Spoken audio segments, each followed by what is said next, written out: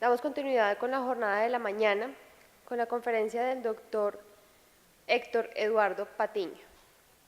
Él es abogado de la Universidad Externado, especialista en Derecho Administrativo de la Universidad de París II, candidato a doctor en Derecho de la Universidad Externado,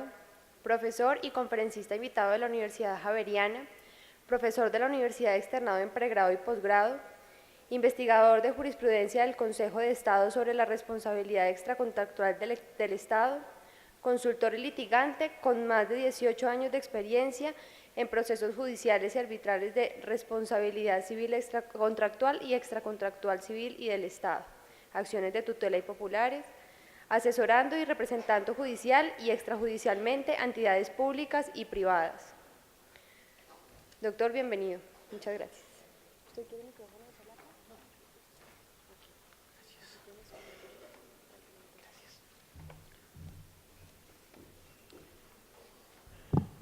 Bien, buenos días para todos.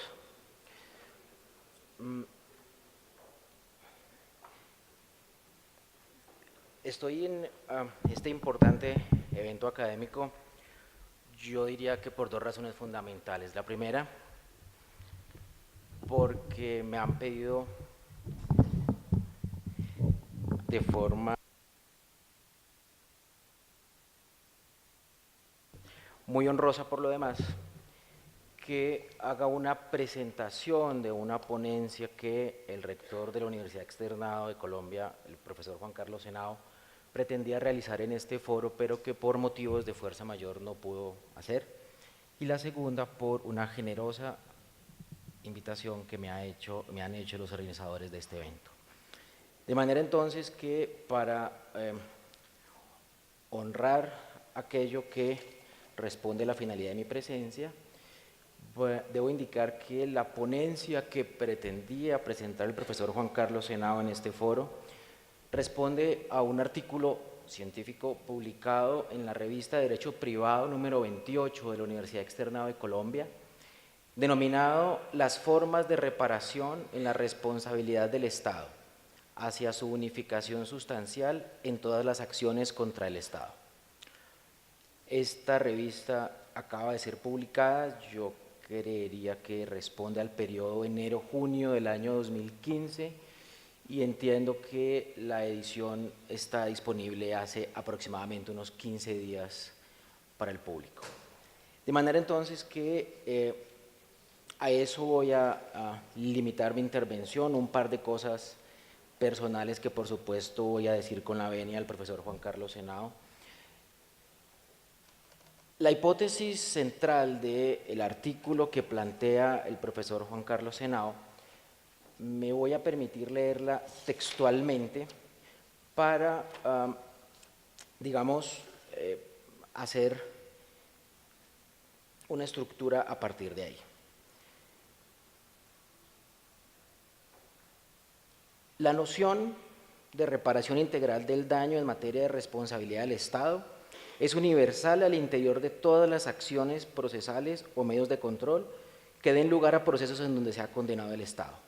lo cual supone que en ellas se pueden y se deben aplicar de manera uniforme todas las formas de reparación concebidas por la ley, los tratados internacionales, la doctrina, la jurisprudencia. En otras palabras, la reparación de daños no puede estar marcada por la acción contenciosa administrativa, constitucional o de cualquier otra índole, sino que es el daño el que debe determinar las pretensiones que se pueden esgrimir en cualquiera de las acciones judiciales. En últimas, conforme a esta hipótesis, sin importar la acción, la reparación del daño debe corresponder a criterios unívocos y uniformes. Dentro del desarrollo del plan de trabajo existen dos conceptos preliminares y dos precisiones previas súper importantes para poder entender un poco las conclusiones a las que se llega en este artículo. La primera responde al concepto de daño y la segunda a la definición de reparación. El concepto de daño que ha venido planteando el profesor Juan Carlos Henao de forma reiterada y consistente desde el año 2007 es aquel concepto que se encuentra en la tesis doctoral que sustentó en la Universidad de París en el año 2007 según la cual el daño es toda afrenta a un interés lícito de una persona, bien sea respecto a sus derechos pecuniarios o no pecuniarios, sus derechos individuales o colectivos, que se presenta como lesión definitiva del derecho o que se presenta como una alteración al goce pacífico de los derechos y que gracias a la posibilidad de accionar judicialmente será objeto de reparación en tanto en cuanto aparezcan acreditados los demás elementos de la responsabilidad civil, esto es, para el caso del Estado, una imputación y un fundamento del deber de reparar. Esta definición, que en principio aparece como una definición extensa, lo que pretende realmente es ampliar el espectro de la definición de daño, teniendo en cuenta que todas las definiciones anteriores que hasta el momento había expuesto la doctrina no resultaban lo suficientemente omnicomprensivas en relación con este particular aspecto de la responsabilidad civil. Dijéramos que 4 elementos de esta definición son importantes para lo que estamos comentando. El primer gran elemento es que la lesión puede recaer sobre los intereses pecuniarios o no, derechos pecuniarios o no pecuniarios, lo que implica necesariamente que debamos remitirnos al interés pecuniario como aquel que tiene un equivalente económico, este es aquel que es trastocable en dinero, y el no pecuniario aquel que no admite un equivalente en dinero, pero que puede ser compensado en dinero. De esta manera, el daño puede recaer sobre intereses que tienen un trastoque económico o sobre intereses que, sin tener un equivalente económico, sí pueden ser compensados a través de una suma de dinero o de cualquier otra manera o de cualquier otra forma. El segundo elemento de esa definición, que es importante para este tema, es aquel que refiere a que el daño puede traducirse en una lesión definitiva de derechos, como un daño consumado, o puede traducirse también en una alteración al goce pacífico de los derechos. Es lo que comúnmente se conoce como la amenaza como daño cierto. En esta segunda variable, esto es en la alteración al goce pacífico de derechos, realmente lo que se pretende es hacer relación a la faceta preventiva de la responsabilidad, en el entendido que lo que se pretende es evitar la consumación del derecho, evitando la amenaza, lo cual normalmente se refiere a una forma de reparación denominada la cesación del ilícito, que, como lo van a encontrar ustedes en el artículo y lo voy a exponer más adelante, ha sido una forma de reparación que ha suscitado un gran debate al interior de la doctrina y de la jurisprudencia. El tercer elemento se refiere a que el daño o la definición de daño había sido dirigida tradicionalmente, digamos que eso en épocas actuales ha cambiado, pero tradicionalmente la definición de daño había estado, o el contenido de la reparación del daño, había estado amarrado al concepto individualista del Código Napoleónico, del Código Civil Napoleónico, que implicaba o que incluía que nos refería que dentro del concepto de patrimonio solamente se podía integrar aquellos derechos e intereses que tenían un equivalente económico, que podían traducirse en dinero, y no aquellos que no tuvieran un trastoque económico, situación que por supuesto entre nosotros cambió desde 1922 y que poco a poco ha venido ganando un gran espacio en derecho colombiano. El segundo concepto importante previo es el concepto de reparación. El concepto de reparación, como lo plantea el profesor Juan Carlos Henao, y me remito a la conclusión para no alargarme en temas introductorios. El concepto de reparación para el profesor Henao responde a un criterio mucho más omnicomprensivo del concepto de reparación, del concepto de indemnización, lo que supone que la única forma de reparación no será las reparaciones económicas o pecuniarias, sino que pueden existir, como en efecto existen, muchas formas y muchas maneras de reparar los perjuicios. El concepto de reparación es la manera como el responsable cumple con la obligación de asegurar a la víctima su retorno al statu quo ex ante al acaecimiento del daño, la cual puede traducirse bien sea en medidas de tipo pecuniario, esto es, entregas de sumas de dinero, o en cualquier otra medida, incluyendo obligaciones de hacer, de no hacer, o cualquier otro mecanismo de reparación, como lo ha concebido la doctrina y la jurisprudencia. Esta definición del concepto de reparación encuentra sustento en normas de orden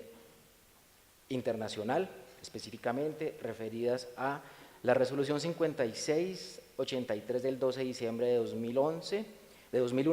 de la Asamblea General de las Naciones Unidas, y la resolución 60147 del 16 de diciembre de 2005. En los artículos 8, 25 y 63 de la Convención Americana de Derechos Humanos y en el artículo 75 del Estatuto de Roma. Esa definición amplia del concepto de reparación ha sido adoptada en derecho colombiano en diversas leyes y además en diversas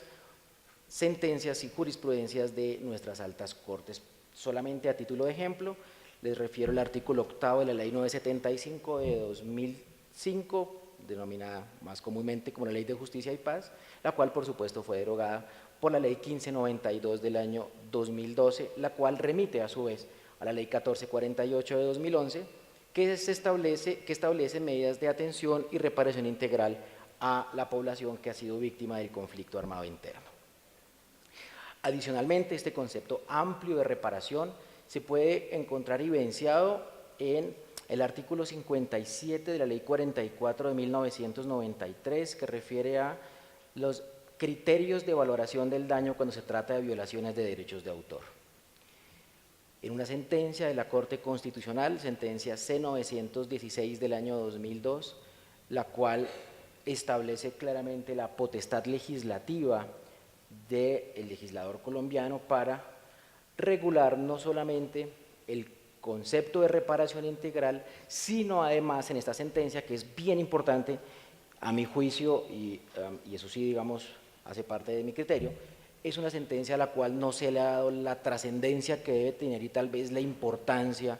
que imprime dentro de la reparación de daños en derecho colombiano. Esta sentencia, que es la sentencia de constitucionalidad del artículo 97 del Código Penal del año 2000, no solamente reconoce la posibilidad legislativa, la capacidad legislativa en términos de cuáles son los daños reparables, sino además reconoce que el legislador tiene toda la capacidad de establecer cuáles son los criterios que deben ser tenidos en cuenta como medidas de reparación integral.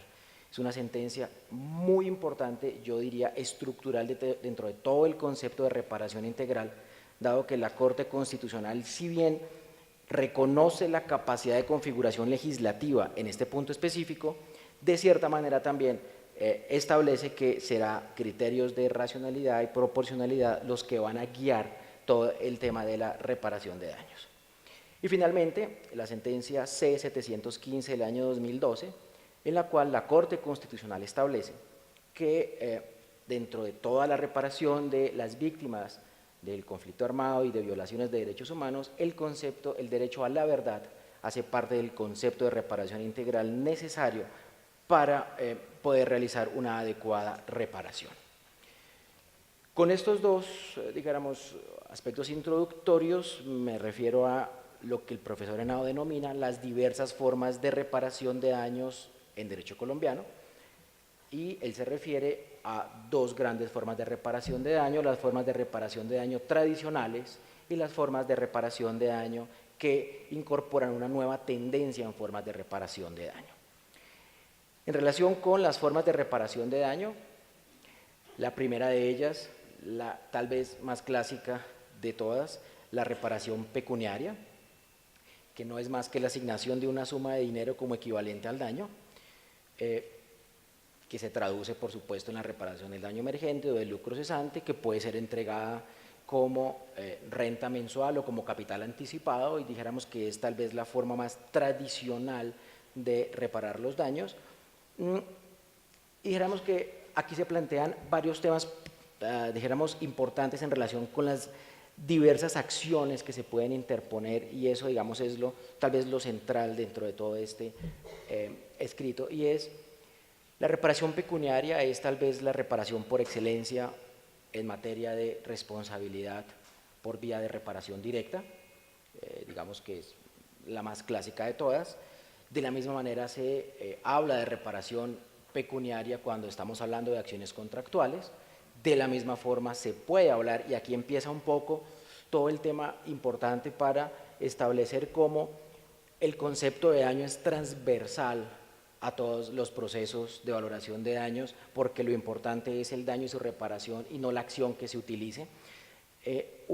Tema bien importante es la posibilidad de reparaciones pecuniarias tratándose de acciones de inconstitucionalidad o de sentencias de inconstitucionalidad de la Corte Constitucional, en donde en principio uno pensaría que no deberían haber efectos económicos ni pecuniarios. Sin embargo, digamos, la sentencia o el pronunciamiento más paradigmático de ellos está constituido por la sentencia C-149 de 1993, que es una sentencia en la cual la Corte Constitucional declara la inexequibilidad de la Ley Sexta de 1992, en donde se había establecido una obligación de pagar un tributo, un tributo forzoso, por supuesto, a determinadas personas que tenían cierto tipo de capital. Esa sentencia, además de declarar la inexequibilidad de esa norma, de esa ley, establece un efecto bien importante, y es la devolución del dinero de aquellos contribuyentes destinatarios de ese impuesto que habían cancelado, lo cual se erige claramente en una reparación pecuniaria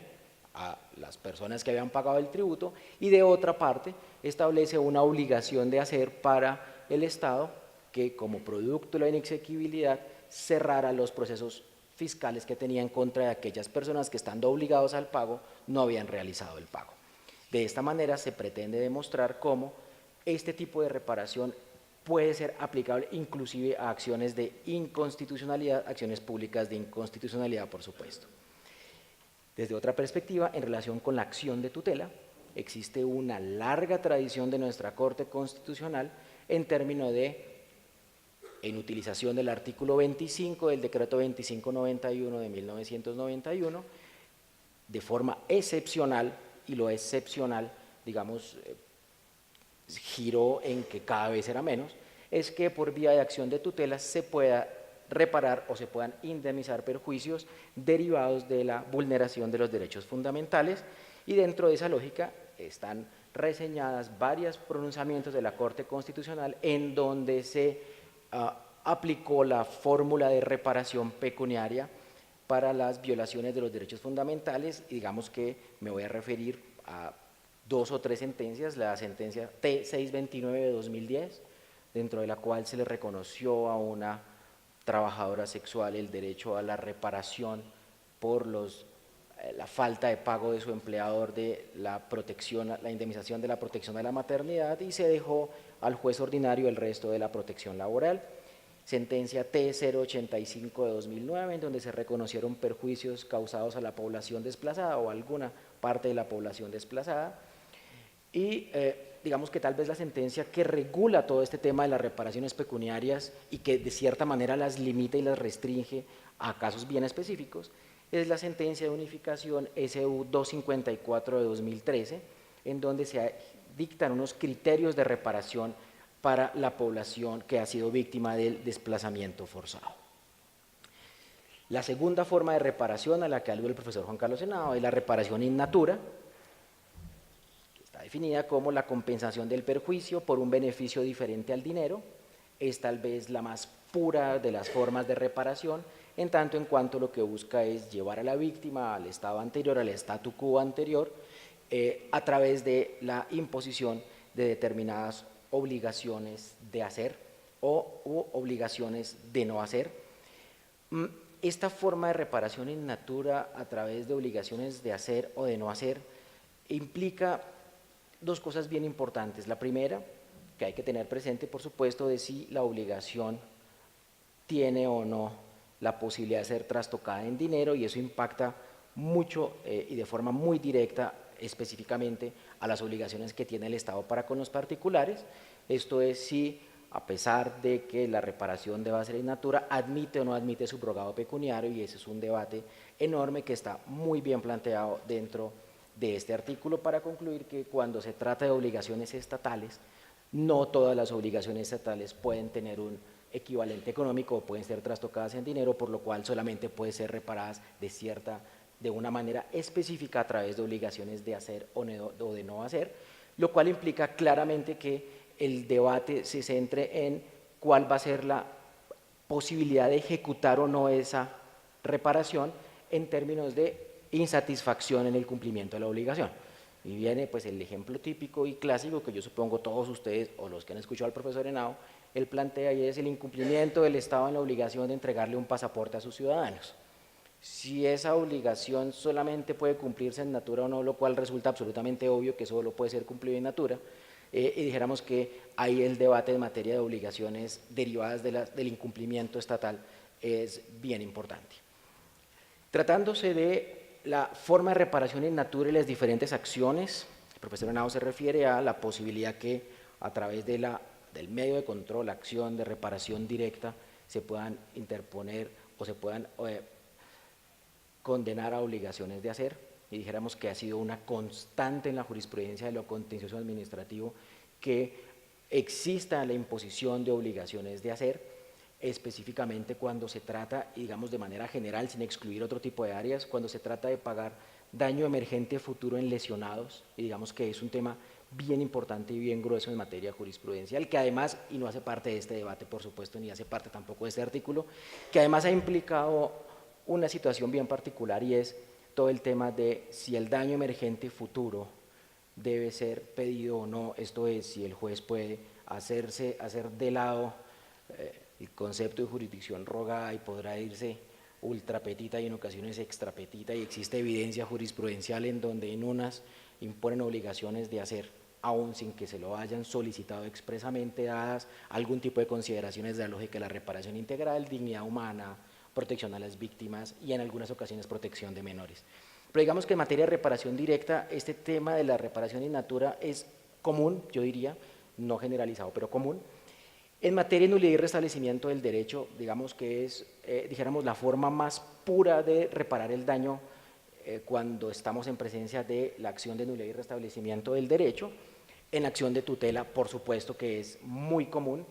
ni más faltaba en acciones populares. Vemos cómo la mayoría de las acciones populares, por no decir todas, buscan la reparación del daño, bien sea por obligaciones de abstención, por obligaciones de acción, dado el carácter particularmente preventivo de la acción popular.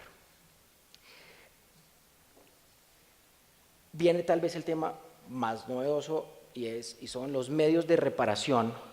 actuales en la jurisprudencia del Consejo de Estado, que se apartan de los medios de reparación clásicos, que serán la reparación pecuniaria o la reparación in natura. Y el profesor Henao hace referencia a varios medios o varias formas de reparación novedosos. La primera de ellas, la cesación del ilícito. Si se acepta, como se plantea en la definición del profesor Juan Carlos Henao, que el daño puede afectar no solamente, o puede traducirse no solamente en el daño consumado, sino también puede traducirse en la alteración al goce pacífico de los derechos, quiere decir esto que hay una etapa previa en la consumación del daño, y una de la forma como se debe reparar esa alteración al goce pacífico de derechos va a tener que ser necesariamente la cesación del ilícito, que se va a traducir, por supuesto, en obligaciones de hacer o de obligaciones de no hacer. Esta van a encontrar en el artículo, no me voy a extender en eso, todo el debate doctrinario acerca de si la cesación del ilícito puede considerarse o no parte de la responsabilidad civil. La conclusión del profesor Henao es que sí hace parte de la responsabilidad civil. De la misma manera, en el artículo se hace referencia a la posición del profesor Javier Tamayo Jaramillo, que me permito leer textualmente. Puede comprender tanto la destrucción total de la cosa o situación hasta la implantación de medidas tendientes hasta hacer desaparecer el perjuicio corrigiendo lo hecho. Dice el profesor Henao, el profesor Javier Tamayo Jaramillo ubica la cesación del ilícito como primera expresión de la reparación en especie, afirmando que puede comprender desde la destrucción total de la cosa o situación hasta la implantación de medidas tendientes a hacer desaparecer el perjuicio, corrigiendo todo lo hecho. En términos de aceptar la cesación del ilícito como una forma de reparación, pues claramente vienen una serie de evidencias jurisprudenciales en donde se demuestra cómo la jurisprudencia colombiana ha aceptado que la cesación del ilícito es una forma de reparar, específicamente en relación con acciones de tutela y con acciones populares. Acciones de tutela, por ejemplo, en la que se ordena la protección a personas que han denunciado amenazas contra su vida, en donde se obligan a los actores del sistema de seguridad social en salud a entregar y a otorgar prestaciones médicas durante el proceso y hasta antes de la sentencia como una medida cautelar tendiente a evitar un perjuicio irremediable, y en esa perspectiva uno diría que la cesación del ilícito es casi que generalizada dentro de la acción de tutela. De la misma manera, tratándose de las acciones populares, pues vemos cómo la cesación del ilícito, si se trata de un tema de prevención, si se trata de una acción eminentemente dirigida a prevenir daños, pues va a ser, dijéramos, las medidas más efectivas en términos de reparación de los derechos colectivos o de vulneración de los derechos colectivos. De la misma forma, se revisan y se establecen otras formas de reparación novedosas, como las reparaciones simbólicas, las medidas de rehabilitación, las garantías de no repetición, las reparaciones colectivas, dentro de las cuales tal vez la más importante son los centros de memoria histórica. Medidas estas que han tenido un auge inmenso en materia de derecho colombiano, yo diría a partir del año 2007 aproximadamente, en donde a partir de criterios de orden internacional y a partir de los conceptos de reparación de daños que ha venido estableciendo la Corte Interamericana de Derechos Humanos, todo este tipo de medidas no pecuniarias son medidas que han venido haciendo parte de la reparación integral del daño y que ya hacen parte, si me permiten la expresión, del catálogo de medidas de reparación que hacen honor al principio de reparación integral. Las medidas de reparación simbólicas se refieren a aquel reconocimiento que se le hace a la víctima y que se traduce en actos de conmemoración, excusas públicas, homenajes, entre otros. Las medidas de rehabilitación consisten en realizar acciones tendientes a la recuperación de la víctima de sus traumas físicos y psicológicos. Las garantías de no repetición, dijéramos, son aquellas que tienden a asegurar una consecuencia básica de la responsabilidad civil, y es asegurar y garantizar que no se van a volver a repetir los mismos hechos causantes o que dieron lugar al daño. Estas medidas satisfactorias, simbólicas, de rehabilitación y de no repetición hacen parte, yo diría que el 90% de las sentencias del Consejo de Estado en donde se trata de daños derivados de violaciones a los derechos humanos, que incluyen publicaciones, cursos, solicitud de excusas públicas. Lo que se pretendería y lo que se buscaría, como se propone por el profesor Henao, es que esas medidas satisfactorias, simbólicas, de no repetición, se traduzcan también o se ordenen también en otro tipo de eventos en donde el daño tenga como fuente eventos diferentes de la vulneración de derechos humanos. Y digamos que poco a poco la idea es ir ampliando todo ese tipo de medidas novedosas, como las plantea o como le refiere el profesor Henao, a ese tipo de eventos, y no dejarlo circunscrito a las violaciones a los derechos humanos, porque además en ocasiones se habla de las violaciones graves de los derechos humanos. Digamos que este tipo de medidas, en su forma inicial y pura, más primigenia, pueden aplicar a cualquier tipo de daño derivado de cualquier tipo de evento. Por último, el profesor Henao plantea un tema que está muy al uso dentro de la situación de conflicto interno armado del país y dentro de todas estas leyes que se han venido expidiendo para estos efectos, y son las reparaciones transformadoras o la reparación transformadora. Esa reparación transformadora que claramente no impacta en volver a dejar a la víctima al estado anterior, sino de ordenar actuaciones administrativas y públicas para dejarle a la víctima un nuevo contexto social y económico, son reparaciones que merecen unos reparos y unos comentarios de parte del profesor Henao, que en suma los puedo resumir en dos grandes. Él habla de 7 reparos que le tiene a las reparaciones transformadoras como parte de la responsabilidad civil y como competencia del juez, y en eso quiero ser supremamente claro, no es que esté en contra de la política que informa o que da filosofía a la reparación transformadora, sino que lo que está planteando es que esa reparación transformadora no debería ser parte de la responsabilidad civil y no debería ser parte del juez de responsabilidad civil, sino de otro tipo de jueces, y eso quiero ser absoluta y totalmente claro. Básicamente se plantea que la reparación transformadora, por muy novedosa y muy democrática que sea, porque lo es, no debe hacer parte de las medidas en términos de juicios de responsabilidad civil por 2 razones fundamentales. La primera, porque el juez en principio no es un ejecutor de políticas públicas, digamos, eso es bien importante, y la segunda, porque plantea una vulneración al derecho a la igualdad de las víctimas, vulneración que además encuentra claramente establecida en la Ley 1448 de 2011, en donde se hace una referencia a la reparación transformadora, pero solamente en relación con las víctimas del conflicto armado interno y no en relación con todos los demás. De manera entonces que esta reparación transformadora, plantea el profesor Henao, no debe ser parte de la responsabilidad civil. En suma, toda, dijéramos, la referencia que les he hecho a este artículo los lleva a concluir varias cosas. Yo la resumiría en 3 grandes conclusiones. La primera, las formas de reparación del daño en derecho colombiano deben ser homogéneas sin importar cuál sea la acción contenciosa administrativa, constitucional u ordinaria a dar, porque lo que da lugar a la reparación es el daño y no la acción que se utilice. 2, los mecanismos de reparación esencialmente deben ser lo suficientemente amplios como para que la víctima quede integralmente indemnizada. Y 3, dentro de esos mecanismos de reparación integral no deben incluirse las reparaciones transformadoras, dado que eso hace parte de un tipo de políticas públicas y no del juez de responsabilidad civil, lo cual no tendría competencia para ello. Son todos muy amables, muchas gracias.